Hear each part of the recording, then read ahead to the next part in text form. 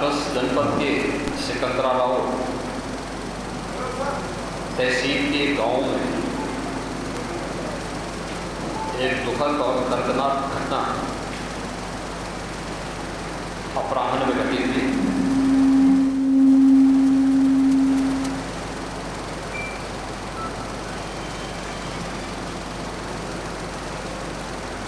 इस पूरी घटना के तह तक जाने के लिए शासन स्तर पर हम लोगों ने कल भी जो व्यवस्था बनाई थी, लेकिन प्रथम दृष्टया हम लोगों का यह था कि जो अभी हादसा है, इस हादसे में 121 श्रद्धालुओं की मृत्यु हुई, जो उत्तर प्रदेश के साथ साथ हरियाणा, राजस्थान और मध्य प्रदेश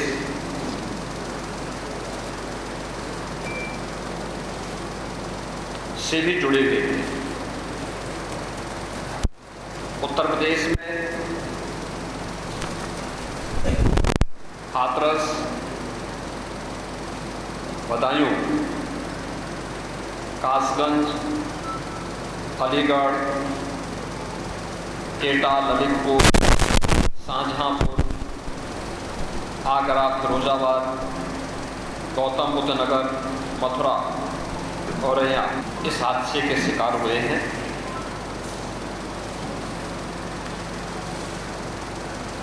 एक 121 में से 6 मृतक ऐसे थे जो अन्य राज्यों से थे, जिनमें ग्वालियर मध्य प्रदेश से 1 थे, हरियाणा से 4 थे और राजस्थान से 1 थे।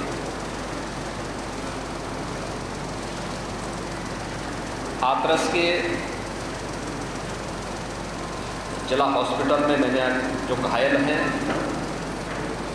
31 ऐसे घायल हैं जो हाथरस, अलीगढ़, एटा और आगरा के हॉस्पिटल में जिनका उपचार चल रहा है और उसमें लगभग सभी आउट ऑफ डेंजर है।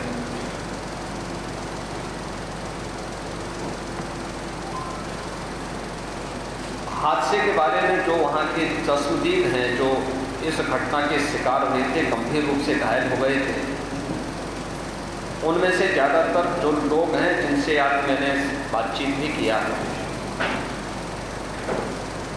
वे सभी इस बात को बोलते हैं कि हादसा कार्यक्रम के उपरांत जब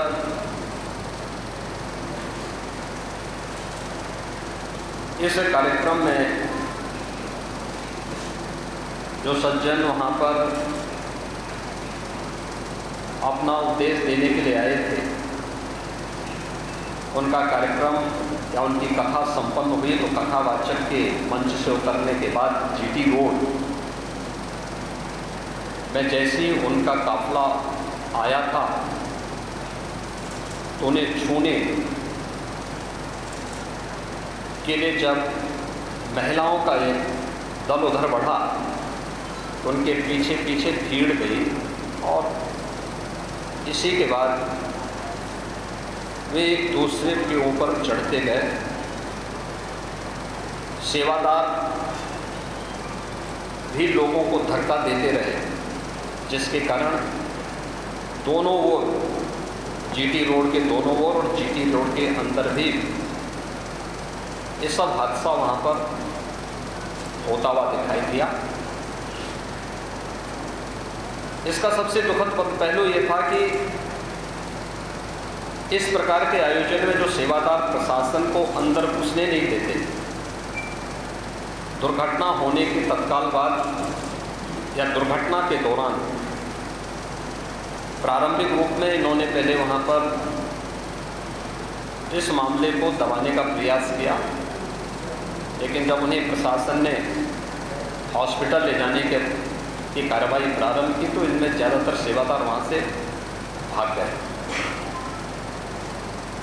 इस पूरे घटनाक्रम के लिए हम लोगों ने एडीजी आगरा की अध्यक्षता में एक SIT गठित की है, जिसने अपनी प्रारंभिक रिपोर्ट दी है। और इस घटना की तह में जाने के लिए उनसे कहा गया है। बहुत सारे ऐसे पहलू हैं जिन पर जांच होनी बहुत आवश्यक है।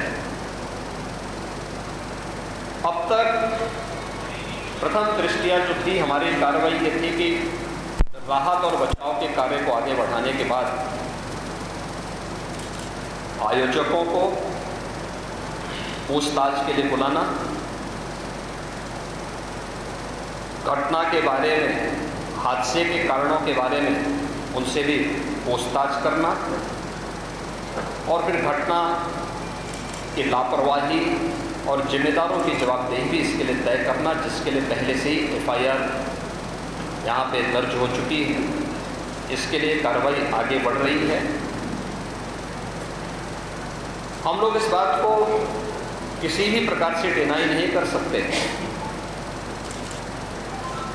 इस प्रकार की घटना केवल एक हादसा नहीं होता। अगर हादसा भी है तो उसके पीछे कौन जिम्मेदार है, और अगर वह घटना घटित हुई है तो इसके पीछे हादसा नहीं तो साजिश किसकी, कौन इसके पीछे है। इन सभी पहलुओं को लेकर के राज्य सरकार ने तय किया है कि हम इसका एक जुडिशियल इंक्वायरी भी करवाएंगे। और जुडिशियल इंक्वायरी हाईकोर्ट के एक रिटायर्ड जज की अध्यक्षता में होगी, जिसमें प्रशासन और पुलिस के भी रिटायर्ड सीनियर अधिकारियों को रख करके इस पूरी घटना की तह में जाकर के जो भी इसके लिए दोषी होगा उन्हें इसकी सज़ा देना और इस प्रकार की घटना की पुनरावृत्ति न हो, इनके बारे में एक सुझाव और एक SOP उनके माध्यम से बनाई जा सके, जिसे आगे इस प्रकार के किसी भी बड़े आयोजन में लागू किया जा सके। यह हम लोग सुनिश्चित करेंगे। और मैंने यहाँ पर भी, हाथरस में भी और सिकंदराबाद के घटनास्थल का मैंने दौरा किया। यद्यपि वहाँ काफ़ी बारिश थी और वहाँ जाकर के मैंने एक बार उसको देखने का प्रयास किया है।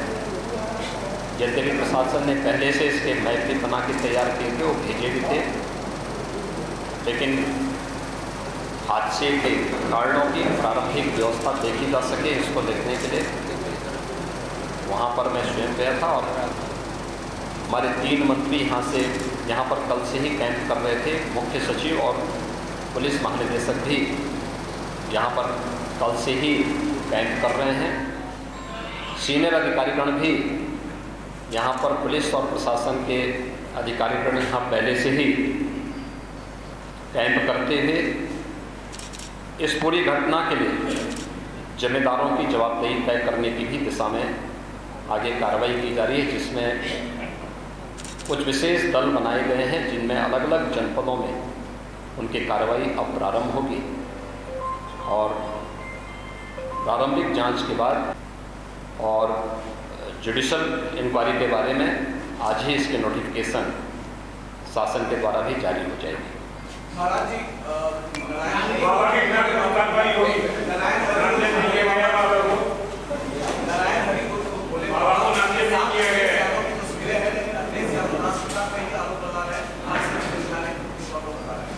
देखिए, कुछ लोगों की एक प्रवृत्ति होती है कि इस प्रकार के दुखद और दर्दनाक घटनाओं में भी वे राजनीति ढूंढते हैं। और ऐसे लोगों की ये फितरत है कि चोरी भी और सीना चोरी भी। यह हर व्यक्ति जानता है कि सज्जन के फोटो किसके साथ में है, उनके राजनीतिक संबंध किन के साथ जुड़े हुए हैं। तो स्वाभाविक रूप से आप लोगों ने इस बात को देखा होगा कि पिछले दिनों रैलियों के दौरान इस प्रकार की भगदड़ कहाँ मचती थी और कौन इसके पीछे थे। और मुझे लगता है उसकी तो हमें जाना आवश्यक है। जो लोग निर्दोष लोगों के जीवन के साथ खिलवाड़ करते हैं और उनकी जवाबदेही भी इसके साथ तय है।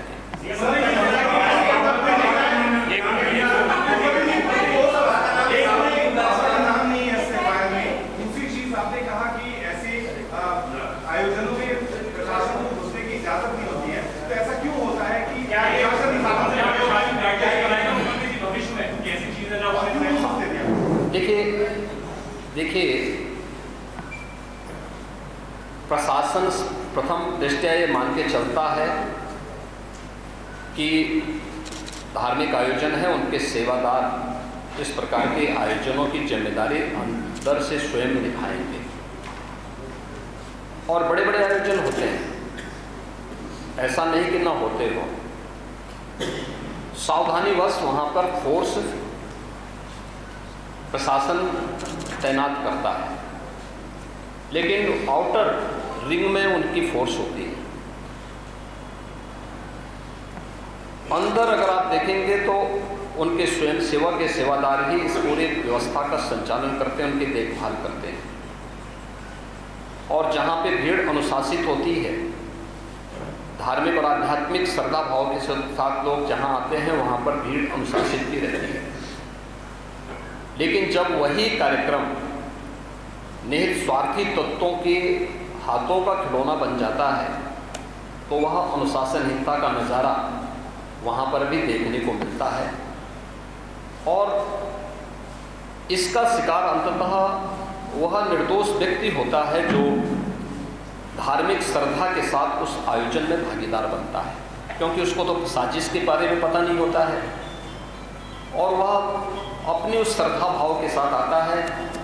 लेकिन साजिश करने वाले लोग अपनी साजिश करके फिर वहाँ से चुपचाप खिसकने का प्रयास भी करते हैं। होना ये चाहिए था कि अगर हादसा था तो सेवादारों को वहाँ पर इस पूरी घटना को पहले तो अपनी व्यवस्था को सुदृढ़ करना चाहिए था, और अगर सुदृढ़ नहीं कर पा रहे थे तो प्रशासन का सपोर्ट लेकर के हादसे के शिकार लोगों को हॉस्पिटल पहुंचाने की व्यवस्था करनी चाहिए थी, उपचार की व्यवस्था करनी चाहिए थी। इसका सबसे दूसरा जो पहलू ये है कि हादसा में लोग मरते गए और सेवादार उससे पहले वहाँ से खिसक करके भाग चुके हैं। और इसीलिए राज्य सरकार ने इसको तय किया है। हम इसके तहत निष्कर्ष पर आएंगे और इस प्रकार के बड़े बड़े आयोजन हम लोग करते रहे हैं, लेकिन कहीं भी कोई इस प्रकार की चीज़ें नहीं आई है। और मुझे लगता है हम लोगों ने इस प्रकार के बड़े बड़े आयोजन हमेशा किए हैं, कुंभ जैसे बड़े आयोजन किए हैं, बड़े बड़े कार्यक्रम होते रहे हैं। लेकिन इसीलिए मैंने कहा कि इसकी तह में जाना आवश्यक है कि आखिर इसके पीछे कौन लोग इसके लिए जिम्मेदार हैं। दूसरा, राज्य सरकार ने और केंद्र सरकार ने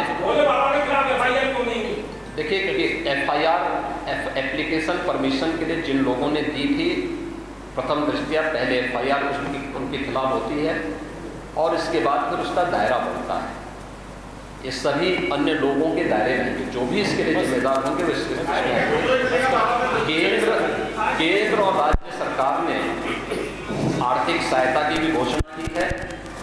जो निर्दोष लोग इस पूरे हादसे के शिकार हुए हैं, उनके जो नाबालिग बच्चे हैं, जो स्कूल में पढ़ने वाले बच्चे हैं, उनको हम उत्तर प्रदेश मुख्यमंत्री बाल सेवा योजना के अंतर्गत उन बच्चों की पढ़ाई की व्यवस्था हम राज्य सरकार से करवाएंगे। उन्हें जिस भी स्कूल में पढ़ रहे होंगे, जिन भी संस्थाओं में पढ़ रहे होंगे, या उनकी स्कॉलरशिप आदि की व्यवस्था के लिए भी राज्य सरकार ने तय किया है। और प्रत्येक मृतक के परिवारजन को भी केंद्र और राज्य सरकार मिलकर के 4 लाख रुपए की सहायता, गंभीर रूप से घायल व्यक्ति को 1 लाख रुपए की सहायता दे रही है। धन्यवाद जी।